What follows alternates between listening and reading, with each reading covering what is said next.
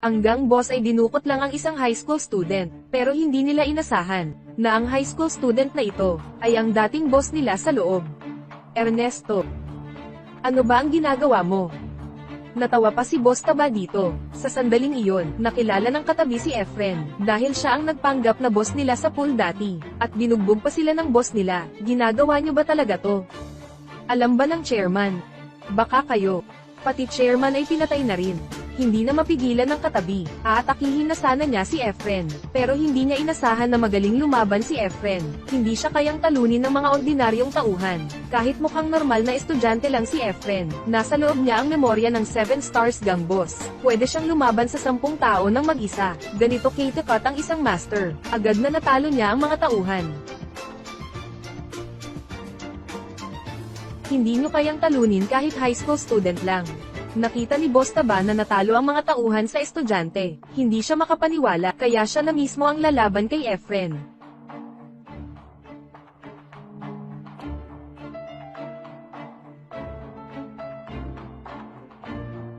Bakit hindi ako makapag-flip? Tumaba ka ba? Bakit ganyan ang tanong mo?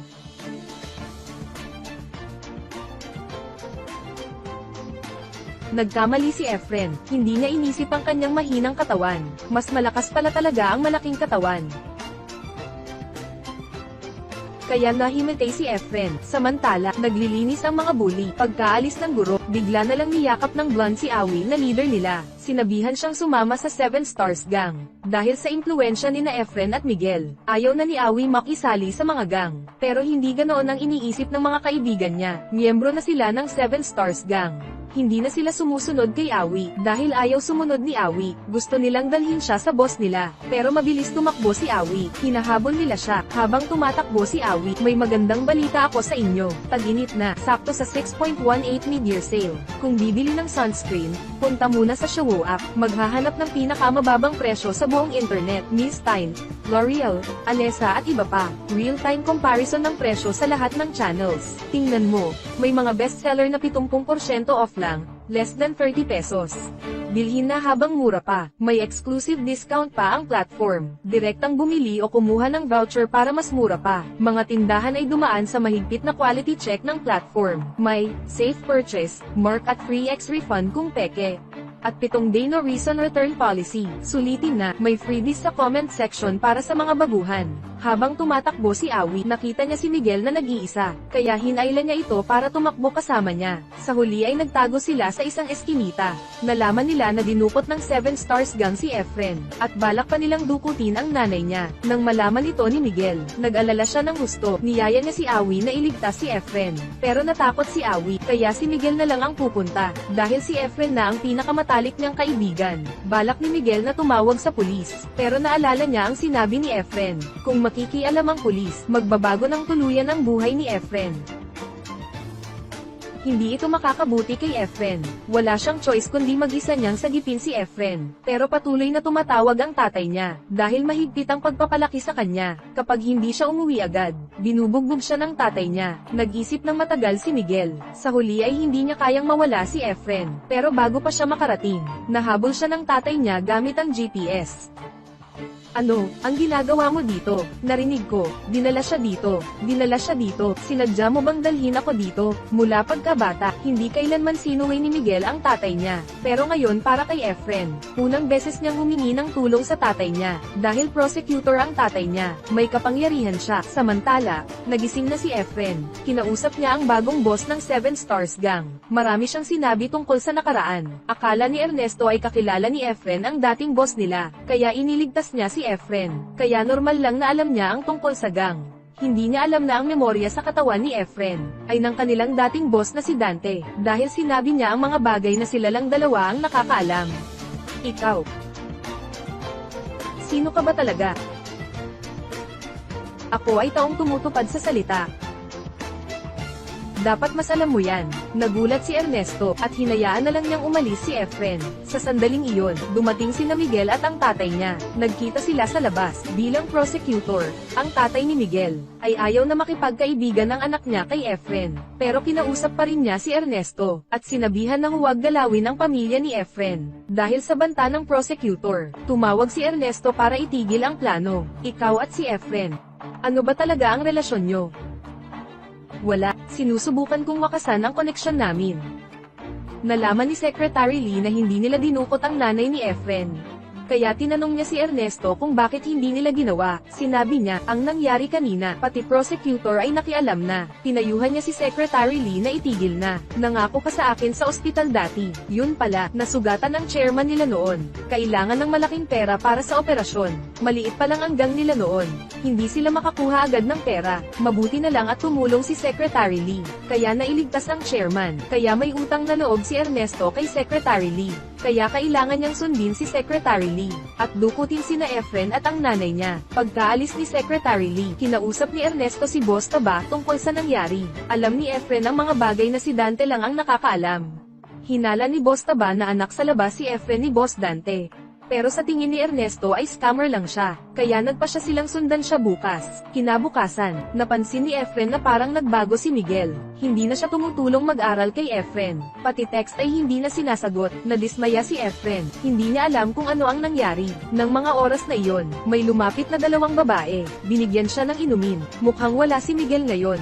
Nag-away ba kayo? Hindi naman. Hindi ko rin alam bakit wala siya. Magbati na kayo agad. Magkaibigan naman kayo, diba? Pagbalik ni Efren sa classroom, may nakakagulat siyang nakita. Tinuturuan ni Miguel ng lessons ang ibang kaklase. Hindi komportable si Efren.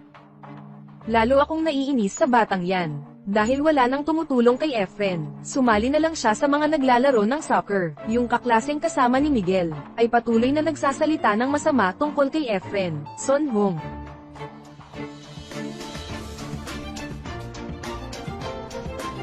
Kumusta? Masaya ka na? Sa susunod mag-ingat ka sa sinasabi mo. Pagkatapos ng klase, kinausap ni Efren si Miguel. Tinanong niya kung bakit iniiwasan siya. May hinala na si Efren sa dahilan. Gusto lang niyang marinig mismo kay Miguel. Alkoholik ang nanay mo. Wala ring kwenta ang tatay mo. At ang grades mo. Kailangan mong makipagkaibigan sa mga matitino, para sa ikabubuti mo to lahat. Kahit bawal ng tatay ni Miguel na makipagkaibigan kay Efren, hindi madaling iwanan ng matalik na pagkakaibigan. Marami silang pinag-usapan. Naawa si Efren sa mahigpit na pagpapalaki ng tatay ni Miguel. Matapos kausapin si Miguel, bumalik si Efren sa pagiging mabuting estudyante. Nang makita ang mga bully na naninigarilyo, agad niyang kinuha ang mga sigarilyo. At pinagsabihan sila, pero narinig ni Efren ang tungkol kay Awi. Hindi na siya pumapasok sa paaralan. At ayaw ding umuwi. Pagbalik sa classroom, may 3 babaeng kaklase na lumapit kay Efren. Nalaman niya sa kanila na may field trip bukas para sa graduation photo. Gusto ng 3 babae na sumama si Efren. Pero habang nagpapapicture, ang aura ng gangster boss ay ramdam pa rin. Nang mga oras na iyon, may kaklase na lumapit kay Efren. Nalaman niya kasi ang address ni Awi. Agad pinuntahan ni Efren si Awi sa convenience store. Dahil sa nangyari dati, takot siyang pumasok sa paaralan. Sinabi ni Efren na tutulungan niya ito. Dinalaan niya si Awi na pumasok na lang sa paaralan. Biglang tumawag si Miguel kay Efren, mas mataas dito kaysa inaakala ko. Masakit siguro nung tumalon si Efren dito. Naramdaman ni Efren na may mali. Agad niyang pinuntahan ang tulay kung saan siya tumalon dati. Para tingnan si Miguel. Mukhang may malaking problema. Okay ka lang ba? Noong umalis ako sa bahay, akala ko kaya kung mamatay ng mapayapa. Pwede ba akong matulog sa inyo ngayong gabi? Dalhin kita sa magandang lugar. Saan? Para gawin ang hindi mo pa nagagawa. Sumakay sina Efren at Miguel sa tren palayo. Gusto niyang mailayo si Miguel sa tatay nito. Pero hindi sinasadya. Nakita ni Efren ang 2 gangster. Hindi niya maintindihan bakit sila nasa tren din. Maya-maya, nakarating sila sa beach. Tumakbo sila ng malaya. Ramdam ang kabataan. Nainggit ang mga gangster na sumusunod sa kanila. Pagkatapos maglaro sa beach, pumunta sila sa mall para mamili ng damit. Patuloy na binabantayan sila ni na Ernesto at Boss Taba. Nagtataka sila na si Miguel, bilang high school student, ay hindi marunong magbisikleta. Sa pagtuturo ni Efren, sa wakas ay nakakapagbisikleta na sila ng magkatabi. Sinundan sila ni na Ernesto at Boss Taba buong araw hanggang gabi. Nang maghanap ng hotel, nagkaproblema si Efren, dahil menor de edad sila pareho. Hindi sila pinapayagan ng hotel. Gabi na noon, hindi rin maganda na ipahatid sila pauwi. May naisip na lugar si Efren. Inamin niya sa may-ari ng inn, na miyembro siya ng 7 Stars Gang. Pero hindi siya pinansin ng may-ari. Pinaalis pa siya. Nakalimutan mo ba kung sino ang tumulong sa'yo mabalik ang inn na to? Yang natitirang isang itlog mo. Dadalhin mo ba sa kabilang buhay? Nang banggitin ang sikreto, napilitan siyang ibigay ang susi kay Efren. Pagkaalis nila, dumating sina Ernesto at Boss Taba. Hindi nakilala ng may-ari si Efren bilang si Dante, pero kilala niya sina Ernesto at Boss Taba. Nagreklamo siya sa kanila, bakit niyo pinagsasabi sa iba yung tungkol sa itlog ko? Nangako si Dante na iingatan niya ang sikreto.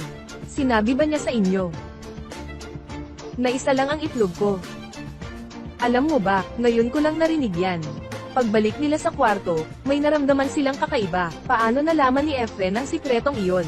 Sinabi pa ng may-ari na ang tono ng high school student ay kamukhang kamukha ni Dante. Sabi ni Boss Taba na manipis ang pader. Gusto niyang makinig sa usapan sa kabilang kwarto. Hindi siya maniniwala hanggat hindi niya nalalaman ang sikreto ni Efren. Hindi ka ba matutulog? Huwag kang mag-alala. Hindi ako kailangang matulog. Kahit isang linggo, kaya ko.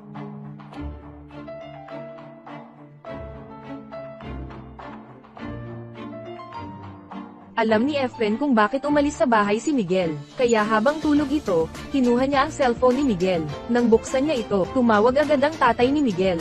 Alam kong kasama mo siya, natatakot ang anak mo sa'yo, tama ba yan?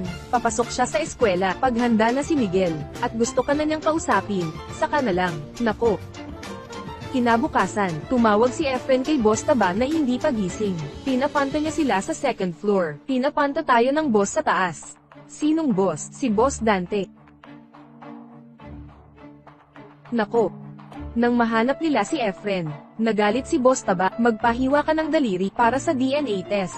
May DNA ba kayo ni Dante para ay kampare? Kailangan ba talaga yon para sa DNA test? Kung hindi ka anak ni Boss Dante, ibibigay ka namin kay Secretary Lee. Nakita ni Efren na mali ang akala nila, kaya nagpanggap siya. Nagsimula siya kay Boss Taba, magsasaka ang tatay nito para matahimik ang tatay sa bukid. Binili niya ang 700 SQM na lupa para sa tatay. Pero nung nakaraang taon, namatay ang tatay ni Boss Taba, kaya pinadala niya ang may kapansanang kapatid sa rehab. Ako ang nagbayad ng rehab noong nakaraang buwan. Dati si Boss Dante ang nagbabayad. Nakalimutan ko, umiyak si Boss Taba sa sinabi ni Efren, at naniwala na sa kanya. Sinabi naman niya ang tungkol kay Ernesto. Ulila si Ernesto. Noong 19 anyos siya, nakilala niya si Dante sa kalsada. Nang tumakas siya sa orphanage, naloko siya at nawala ang 3 milyong won. Kaya ilang araw siyang hindi nakakain. Pinapakain siya ni Dante. Mula noon, naging boss na niya si Dante. Lubos na naniwala ang dalawa kay Efren. Sasabihin na sana niyang siya si Dante mismo. Actually, ikaw si Boss Dante, Kim Jokpal, ang anak niya. Naguluhan si Efren. Sasabihin sana niyang siya si Boss Dante. Pero naging anak na lang niya siya bigla. Wala siyang magawa kundi sumang-ayon na lang. Dahil iyon na ang akala nila. Habang kumakain silang tatlo, biglang dumating si Miguel. Naguluhan siya sa nakita niya. Kamakailan lang ay magkaaway sila. Ngayon ay masaya silang magkakasama. Maya-maya, sumakay sila pabalik sa paaralan. Ngunit si Sekyong ay may bumabagabag.